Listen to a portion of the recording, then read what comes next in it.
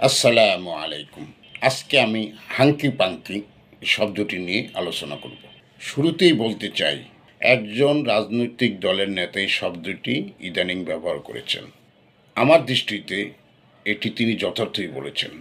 তিনি একজন ডাক্তার, শিক্ষিত এবং ভাষা ও যুক্তির প্রজ্ঞাসম্পন্ন ব্যক্তি।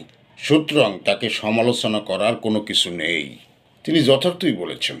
কারণ যখন ক্ষমতার চেয়ারে বসা ব্যক্তির নীতি, আদর্শ এবং জনগণের দাবিকে অবহেলা করে, সেই সময় সত্যি কথা বলা একান্তই প্রয়োজন।